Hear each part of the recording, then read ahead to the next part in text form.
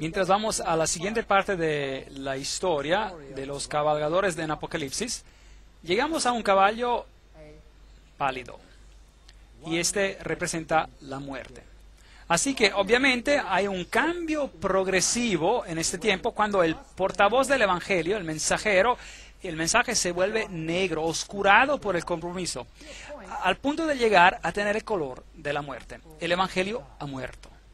La Biblia lo dice claramente: no te harás imagen ni ninguna semejanza de lo que esté arriba en el cielo, ni abajo en la tierra, ni en las aguas bajo la tierra. No te inclinarás a ellas ni las honrarás.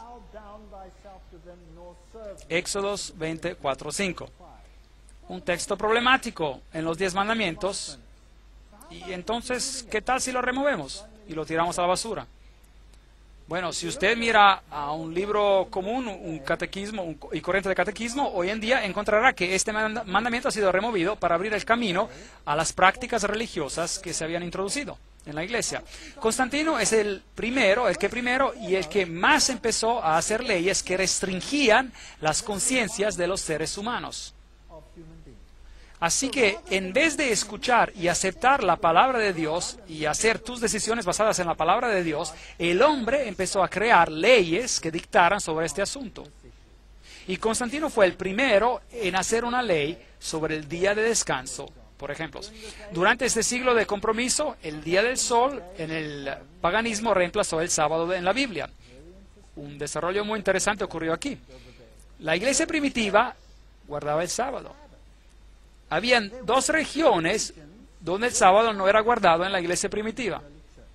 Una era en Alejandría, donde había una escuela muy liberal que más tarde se convirtió en la base, en la sede del gnosticismo, y la otra era en Roma. Y en esas 2 áreas se encontraba el bastión, la roca fuerte de la adoración del sol. Es interesante que cuando Alejandría fue destruida, el cambio de poder se mudó hacia Roma. Y finalmente, de ahí se esparció a través del mundo entero. Entonces, durante este periodo de compromiso, el día del sol reemplazó el sábado de la Biblia. Y somos informados por Eusebio, por si acaso ese es el obispo que era activo en los tiempos de Constantino, que se nos informó que Constantino, para encomendar la nueva religión a los paganos, él integró en el cristianismo los adornos exteriores a los cuales los paganos estaban acostumbrados en sus prácticas. Desarrollo de la doctrina cristiana, página 372. Entonces, esto es lo que ellos empezaron a hacer. Empezaron a comprometerse en estos asuntos.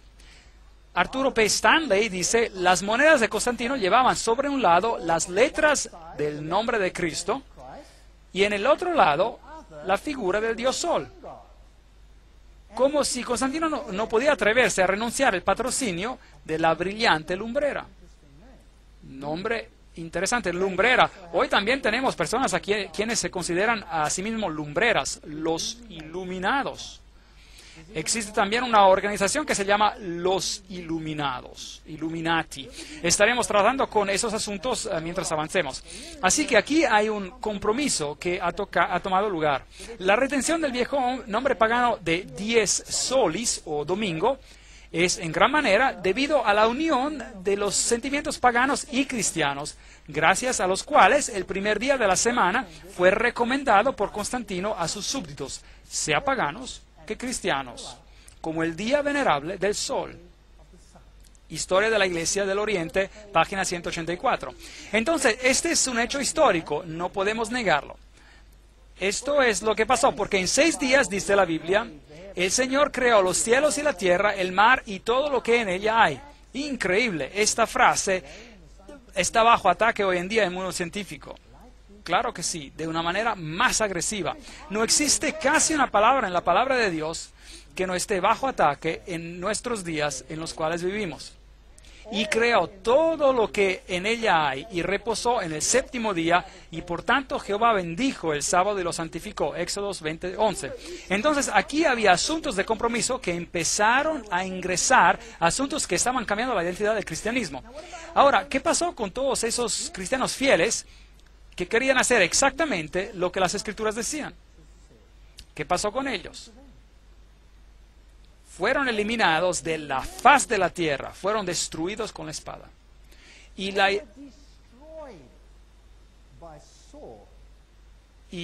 la historia de cómo pasó, de que fueron destruidos, es la más diabólica y terrorosa que podamos imaginarnos en el mundo hoy. Increíble. ¿Dónde reinó la iglesia primitiva? ¿Dónde empezó el cristianismo? ¿Empezó en Roma? ¿Sí o no? No. Empezó en Jerusalén. Es allí donde empezó. Allí es donde el cristianismo tiene su sede. Y se esparció alrededor del Medio Oriente. ¿Dónde hizo Pablo la mayoría de sus predicaciones? Él fue a Roma a morir. Pero ¿dónde estableció él las iglesias? En Asia Menor. Es donde predicó. Y es allí donde la iglesia creció. Y la iglesia creció por toda esa región entera. Región que incluye a Irak, Irán, Pakistán, hasta llegar a India. Eso es lo que la Biblia dice. Y en Egipto, y hasta el norte de África. Y es ahí donde estaba la cuna del cristianismo, en toda esta región. Y hoy, el cristianismo ha sido borrado de los lugares de su origen. Y ha sido reemplazado por una religión enteramente diferente que niega a Cristo y a su divinidad. Pensamiento interesante. Regresaremos a este pensamiento en un momento. Entonces bendijo Dios al 7º día y lo santificó, porque en él reposó de toda la obra que había hecho en la creación. La Enciclopedia Católica nos dice: la iglesia, después de que cambió el día de descanso del sábado judío o 7º día de la semana al primero, hizo que el tercer comandamiento se refiriera al domingo como el día para guardar santo, como el día del Señor. La Enciclopedia Católica, volumen 4, página 153. Bueno, ¿por qué el tercer mandamiento? ¿Por qué no el cuarto, así como estaba en la Biblia? Porque habían removido el segundo mandamiento que dice: no te harás imagen.